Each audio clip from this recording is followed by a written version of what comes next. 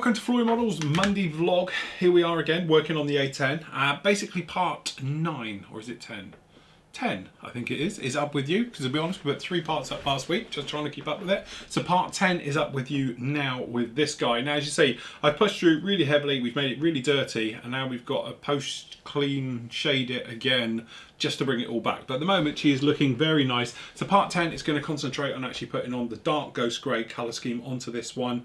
And then basically she talks about how we do these markings and put all of these on before we go into a special, which we're going to do about, obviously talking about the shark's mouth, or in our case, the hog's mouth, how we actually did that, because that one's going to be like a standalone video.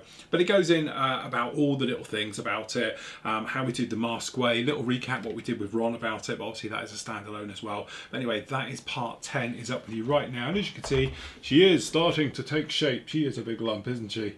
But she's getting there. She's very blotchy, very dirty and everything else. And say, what happens next? We go in there with a lightning coat, really.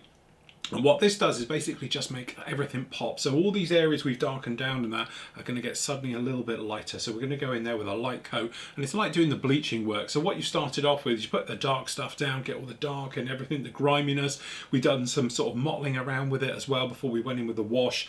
Dark dirt wash right the way over this thing, and then just chuck it all over it, wipe it all off, and we're left with this. Now what this enables us to do is gives a texture to actually go over the top of it with some post shading. In our case, we're going to be using a mixture of obviously the original colours, just slightly lightens both of them just to bring it all pop. So we're just going to be going around in areas where we are too dark, where we've done a little bit of post shading already over the panel lines, we can then relighten. Also, we can put in those all important sort of touch ups that they have, any patchworks and stuff like that. What I like to do is what I call happy little accidents, is to go right round around the model, and any bits I'm not very happy with.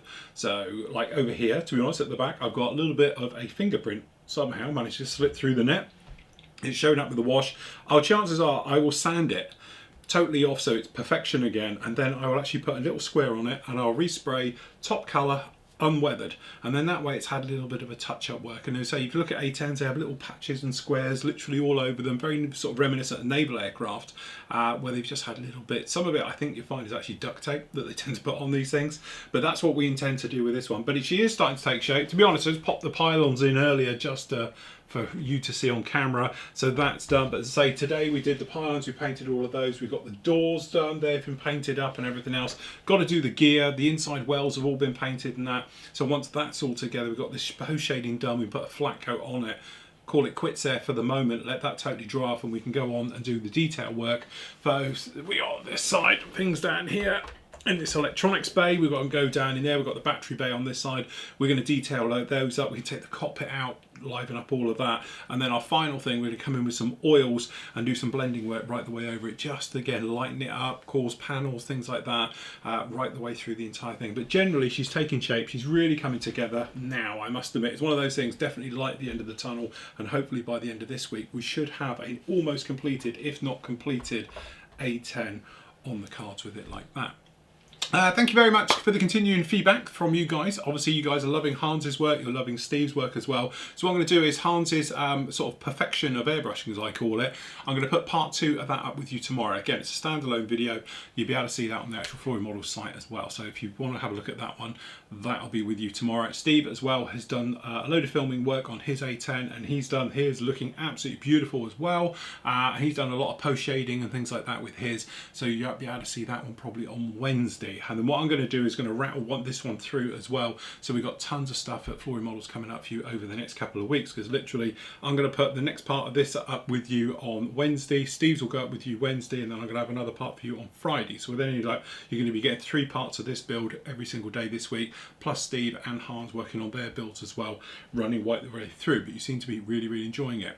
The other thing I've spoken about on the forum today, I've just put it up there, is I had a Skype meeting with our forum hosts, speaking to the developers about it, about image hosting. Now, this isn't something where I'm saying everybody has to host their image on Flory Models, because obviously I understand you with photo buckets, you with other forums, things like that, and it's easier just to sort of cut and paste one to the other.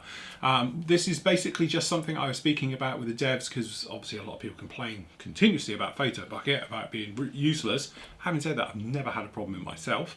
But anyway, I was speaking to them about it, about the possibility of us hosting all the images, and then that way it will be in there. But it is definitely going to be no means is it going to be mandatory. No, you're not going to have to use it. You can use whatever form you want. It's just really to help the guys who perhaps struggling with hosting of images and stuff like that, something we can sort of do. But what I needed to do, and that's why there's a poll in the forum now, is to find out how many of you would realistically use it. And then that way I can work out how much it's going to physically cost us to start hosting our own images on the actual forum and stuff like that. Because obviously if 50% of you are going to do it, then it's going to be quite easy to do. If everyone's going to do it, it's going to work out extremely expensive. So it's just trying to find that middle ground of exactly how many of you will and won't and various things like that. So that's all that little question is up there at the moment. The other thing I need to speak about is everyone keeps asking about changing over to yearly and everything. We'll get in contact with you guys. I could say it almost every show it seems, but over the weekend I had another 20-30 messages asking to be changed over. We will come to you. It's as simple as that. It's going to be a huge thing. As I say, we've got 4,000 members, and if everybody wants to change over, it's going to take us a little while to go through. So we're not going to be able to do it on one day. It's going to take us a long time to get everybody switched over to the new system. At the moment it is not in place. It's not coming in until the 1st of April. 1st of April is the new price rises throughout the entire Flory Models range of products, as well as the forum as well, okay, and the subscription to Flory Models site. So you've got loads of times. We will sort it all out, and don't forget, your price won't automatically go up. You'll continue paying the price that you pay right now, and nothing will change unless you resubscribe, okay? But it's something we need to sort out ourselves. We need to get the system up and running into position, so when we do make the transition, it is smooth as possible. So if you can bear with us, as I say, stick with us, we will come to you. What we tend to do is going to send an email out to everybody, and then you'll reply to the email. We can put you on a system then, and then we can then work through everybody on that system who wants to change over to the new monthly pay or the new annual pay, and do it that way. So just bear with us, we will come to you. But say, I spent all weekend replying to people saying not yet. Just hold your horses, we will get there as soon as we possibly can.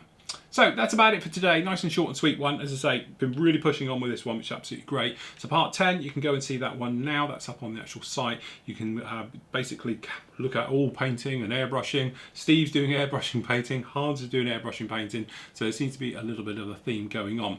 I haven't had time to do that review. I've reviewed it. I just haven't finished edited it for the King Tiger yet. Hopefully I'll get that done for you tomorrow, and that will be up with you tomorrow as well with Hans's part 2 of his paint tutorial. So till tomorrow, everybody. Happy modelling. Take care.